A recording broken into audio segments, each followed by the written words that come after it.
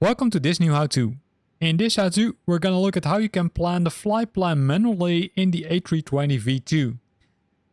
A lot of people know how to do it using SimBrief, but how cool would it be if you can do it manually using, I would say, your own keyboard and mouse, or maybe your own gamepad, right, if you prefer to play on the Xbox. I would say it's a little bit more complicated than importing it using SimBrief, because that goes much faster, as we all know. But in this case, it might make it more realistic.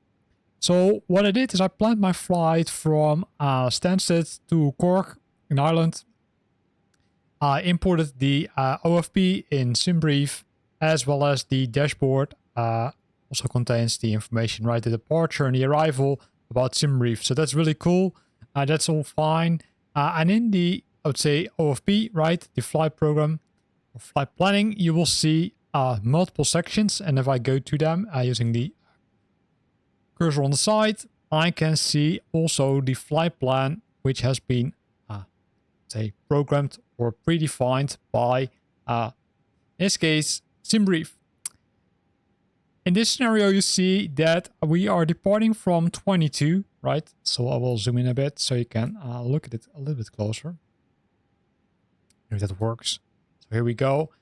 We depart from runway 22, then we follow this SID, Standard Instrumental Departure, to Nagbo, then we follow airway M813, Silva, PH6, Ditsa, and then several other ones which are listed here, right? You can also see that we've got some DCTs, which means that we're flying direct to that waypoint. And in that case, say programming the flight is a little bit different. Also, I figured out that in this case, the VAPA 1G doesn't work 100%, so we might need to work around this a bit. So zooming out again, right, because we know enough. What we can do now is we can either, let's say, look further, which will bring us to the flight information. We need to do that, and then we see a lot of interesting information here, right? So if we zoom in again, we can see Stansted, then we can see Nagbo 1R. Then we see the individual waypoints which are part of that airway, right? So Nagbo 1R has D221C, D169H, then BKI 169005, etc. And this will help us with, say, programming our flight a little bit easier. But for now, we first need to make sure that we are flying from the correct airport to the correct one. So zooming out this one, and then you can either use the checklist and then go using the magnifier, using the eye icon. You can go to the MCDU or flight planning, flight management system, and then you can press this button which says FPLN. So by default, it will contain the airport which you're departing from, the airport which you're flying to, as well as the alternate airport, right? So let's imagine that this one is closed. We can program the alternate airport. And to do that, right, I already did it, but just to make sure that you're getting it, if you want to do that, the departure and arrival airport can be defined here, and the alternate airport can be defined here, right? That's, say, what you normally would do. So the rest of it is all done, right? So you don't need to do many things there. So since we're departing from or using an SID, right, Standard Instrumental Departure, what we need to do is we need to make sure that we're selecting the correct runway. And to do that, you're going to press that L1, which is over here. And the L1 will show you a menu. And that shows you next waypoint, next destination. But in our case, we need to select the departure. So we press L1 again, and that will show the runways. Now, if in your case it doesn't show the runways, then use these up and down buttons, and you'll likely find the runways which you need to select. The same thing is applicable to if you select the incorrect one, you can still undo that by doing that. So in this case, runway 22, we're selecting that one. And now we see a list of SIDs, right? Standard Instrumental Departures. And remember that we had one in the flight plan. Well, let's find it. So NAC B1R, that was the one. So we're going to select it. You can see that it has now selected NAC B1R as the SID, which is fine. And then we can say insert. Now what you see is that it added a lot of information, right? So it added, I would say, all those individual waypoints. It added the bearing or tracking, but it also added the or say approximate distance to it, as well as the altitude. And the altitude is very useful if you're flying VNAV, because that makes sure that it will, let's say, if you're now in this case arrive at D168B, it will fly at 4,000 feet, etc. Now you can also see that there are now some arrows over here, right, in the corner. So now you likely can scroll down the list, where we also find NAC BO, which was the last one. And that's also how you can recognize the SIDs. In most cases, the starting point of the SID is also the last waypoint as part of that SID. So in our case, NACBO. So what we need to do is we need to define the next item which we're going to fly to. So we're going to press this button over here, and there you will see some interesting information. You don't see the departure anymore because we're not, say, departing from the airport anymore. We're already further than that. Then we see the next waypoint, new destination, as well as airways. Depending on what's your next, let's say, target, it could be that you need to define the next waypoint by pressing that R3 button. But in our case, we need to define an airway. So we're going to press the R5 button. Here you will see the vias. So what we're going to do now is we're going to, say, reset the view, because I need to look at the MCDU, not the MCDU, at the flight plan, sorry. And then zoom into the flight plan a little bit further so we can have a look at this. So here we can see NACBO 1R. And if we scroll down, we will find M1H3, right? M1H3, that's the next airway which we need to select. Now, how do I know it's an airway? Because if we would scroll down this list further, you will also see some DCTs, and DCTs stand for direct. So in my case, I need to put in M1H3. So let's do that. I'm going to use this trick again, because that's, let's say, easier to navigate to the flight plan. So here we go. So do you know what it was? I already forgot it, to be honest. I think it was M1A3, but let's double check. And the reason you need to double check it is if you put in the wrong one, especially when using airways, you need to clean up a lot of mess. I will show you how to do that. Don't worry about that. So M1A3, which is correct. So that's good. So let's go to the flight plan again. M1A3. And then hit the button. If you select it the first time, it says, okay, hey, from NACBO, this is the airway which we need to fly to. And after we visited M1A3, we need to visit another airway because we saw that in the flight plan. So we will go to the flight plan again, look into this, and there I see P86 and after that N14. So P86. So I'm gonna do it a little bit different because else we need to scroll too much. So P86. Oh, press the clear button if you made an error. 86. Then hit the L2. Then you'll see it needs to think a bit. And you'll see why. Because now it automatically populated this one because that's the last beacon of this airway. And now it has added P86 as the next airway. You can now either select insert. Then it will insert all those, I would say, airways into the flight plan. But as we saw on the, let's say, in the OFP, I should say, we also saw N14. So N14 is the next one. So let's add that one using the buttons over here. N14. Press the button again. Then wait a while. And now we're done. So we're going to press insert. Now you can see that it has added a lot of information, right? It has added a lot of information to this one, including DITSA and Silva, which are also mentioned, if we're 100% correct, in this flight plan. In this case, you can see DITSA and you don't see OXL. So likely we need to add OXL again because it might not have added that flight plan correctly. So let's do that again because I made an error, I think. So let's go to DITSA in this case.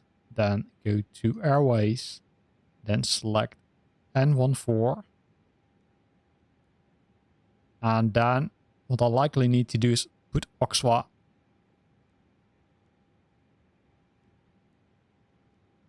over here. Did I made a typo? N14. Where is it? Sol. Almost, right? Mixed up some letters. Huge difference. And now I can insert, right? So that's what I forgot to do. So if you're not putting the waypoint name in as, let's say, second field, then it will assume that you fly the entire airway, unless there's a next airway programmed, right? Then it will figure it out automatically. But in this case, we needed to exit the run or the airway earlier because we need to exit it after OXL. So that's what we did. So OXL is in it. That's good. As we saw in the flight plan, the next one was a direct to BIP-B. So what we need to do now is instead of selecting airways, we need to provide BIP-B. Oh, BIB. And then look up the plan. And then PE.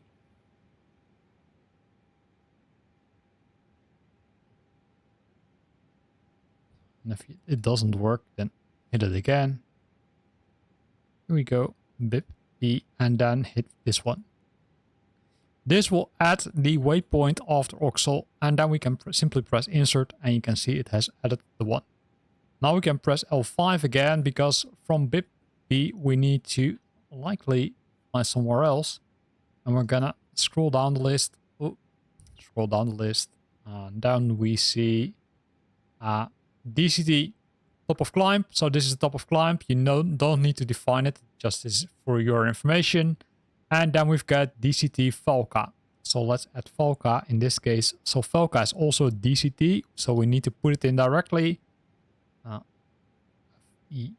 ELCA over here. Now it has added it, and then say insert. And then if we scroll down, you will see Falca also being added, which is good. And then we've got the next one, which is a DCT off-SOX. It's also direct. So let's add it also.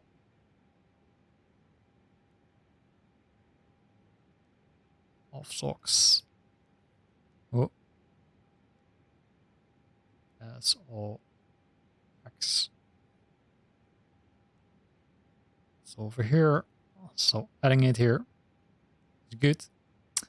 And go back to the flight plan again. And then we see the top of descent, and then we see Bonba. So we're gonna also add it over here. BANBO. You need to watch closely. Sometimes it doesn't react that fast. Bonba. And there you see something weird happening. So in this case, it found 2.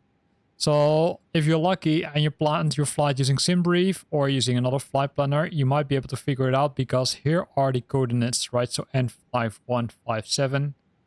So I can select it over here and then say insert. So this should be okay. And then if we're scrolling down, we will find Bonba again, which is good. And then we're at Shannon, FIR, UIR, right, which is good. That's something we don't need to define in our flight plan. And we can see that after that we've got VPAL. So VPAL, I'm gonna add it over here. So let's try it. VPAL. Oh.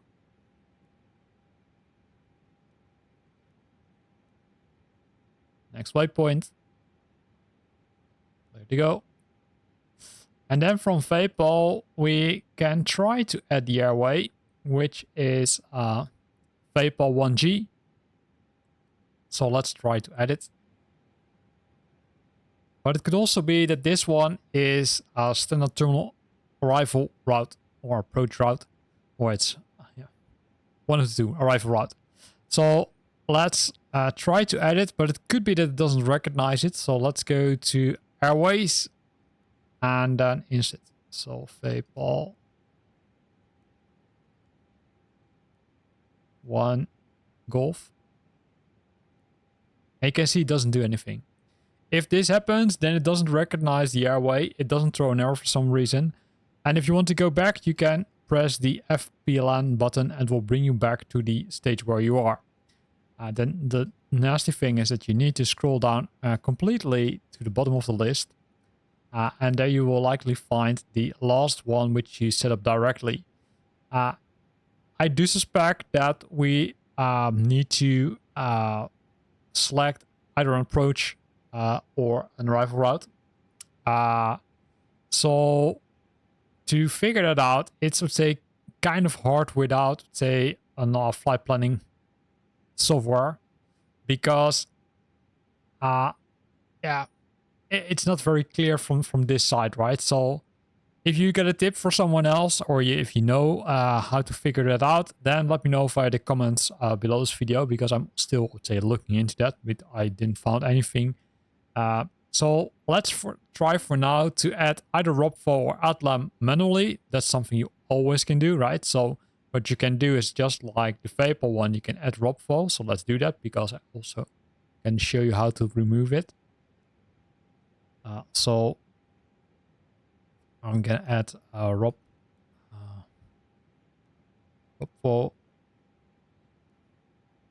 and I can say insert. So as mentioned, right, it could be that the Vapol 1G is one of the predefined routes to approach the airport. And now you can see ROPFO has been added as an individual waypoint. Now to get rid of it, it's really easy. You press the clear button and press ROPFO. In this case, it will simply remove it. That's good, right? So pretty easy to remove. And you can do that for anything on the flight plan except the destination airport and in our case the departing airport, which is that EGSS 22, because you can see that EGSS has now been replaced by EGSS 22 because we're departing from runway 22. Now, as you approach the destination airport, you can do, let's say, make also some changes to the flight plan. And to do that, what you need to do is on the bottom entry, you press the L6 button. And the L6 button, you will see that it will bring up this position, right? You can define a next waypoint, but you can also press R1, which allows you to select the arrival. Now, the arrival really depends on the runway, of course, which is being assigned to you. So you can scroll down to the different approaches, right? You can see VDMs, you can see the RNAVs, you can see the ILSs. So that's all kind of cool. And if you press one of them, you will likely be able to select the standard terminal approach route or arrival route. Arrival route it is. So sorry for the confusion. So in our case, I would say it's we can scroll down the list, right, and figure out if we know where to land. We need to scroll up. But normally it's assigned, I would say, in a pretty late stage because it could change, right, due to weather conditions which are changing. So let's go to the top of the flight plan. And here we can see Echo India Charlie Kilo, which is Cork Airport, and then runway 34, because that's after this, right? Just like this one, runway 22, runway 34. So let's see if we can select it. So we can simply press ILS. We're going to assume that we're going to use ILS. In this case, 34.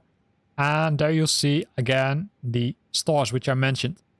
Then we can scroll to them. And here we find the VAPA 1G. So my assumption was, I would say, in this case, correct.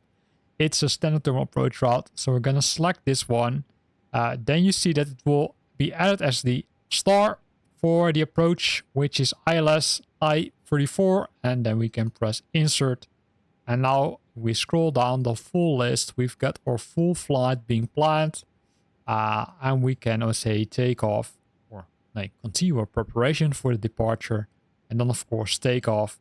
You can also see that the destination has now been replaced with the ICAO code of the airport, combined with the runway in this case. So that's all cool. You can also see that multiple, I would say, individual waypoints have been added as part of the star and approach, which is also cool. So now we're good to go and continue our preparation. And you saw how easy it is to manually program your flight. Now, before we close off, let me show you something else, which is, I would say, pretty handy. Because here you can see this nice navigation display, right? So this navigation display is really useful. The only thing which is, okay, kind of hard is that it's set to the ND map is set to 10. So what you can do if you want to see your flight plan partially, you can zoom out, which will show you the beacons which we just added, or the airways we've just added, which is cool. The other thing which you of course can do is switch to the different views. Here you can see the flight plan, which is pretty handy to do if you want to see, okay, hey, is everything still okay? Now, if we open the VFR map, which you can also do, then you likely won't see the changes here yet.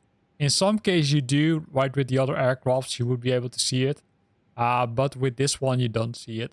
So in this case, you're between brackets, somewhere blind, right? Because you can't use the VFR map. But hey, it makes sense, right? Because you planned a flight, so you don't need to plan the VFR map.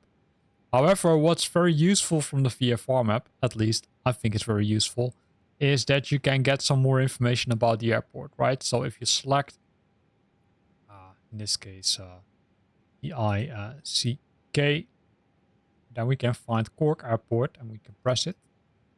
And it will bring up the information about Cork Airport, so we can look at the, let's say, runway, right? We can see the length of the runway, the material of the runway. We can see the ILS, which is available in our case, which we need. So some useful information. Also, of course, some information about frequencies, which you need to use if you're contacting the airport, as well as the location. So pretty nice feature, and you can do that for airports, but you can, of course, do that also for the beacons around the airport. If you would zoom in, yes, in some case, you will be able to see, okay, hey, what are the beacons which are in between? But in some cases, sometimes it doesn't work 100% correctly. So unless you can see, it doesn't show a lot currently, but that's, I would say, not really required for now. So once you've programmed the flight, there's one caveat with the ATC. So let's bring up the ATC. Because the ATC only allows you to request clearance, right? So you can tune clearance or ground in this case. No, clearance. Come on. If it does work. In some cases it freezes, right? In some other cases you can simply click on the other button. Also works.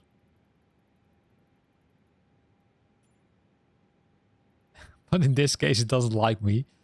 But that's a one caveat which you need to be aware of, that in some scenarios, or I think in almost all scenarios, you won't be able to request your departure to the destination airport due to the fact that you didn't plan the flight using the world map. So one trick to do is to, I would say, kind of create a flight plan outside of Flight Simulator using your favorite tool, then load it in the world map. But the downside of that is that you won't be able to manually program the flight in the MCDU or FMS. So that's one downside. So it's, let's say, selecting between two bad things, or between two good things, I should say. I prefer to do it manually, and for some case I also like to use the easy way and use SimBrief to simply import it, as well as a combination then with the world map. So with that, we're at the end of this video where we looked at how to manually configure the FMS MCDU. I see so many different names. If someone can point me out, okay, what's the correct name for which aircraft, because I think it's the difference between the Airbus and the Boeing, then let me know via the comment box below. Here we looked at how to manually set up the flight plan in this aircraft for the A320 V2, which you can do There is still the option to manually or to automatically import it using SimBrief, but if you like to challenge yourself, then this of course is much more fun. I hope you liked this video. If you liked it, then consider to use the like button. If you got a question or comments, then feel free to post them in the comment box below. And if you want to stay up to date about new videos I'm posting, then make sure that you're subscribing to my channel. Thanks for watching and see you next time.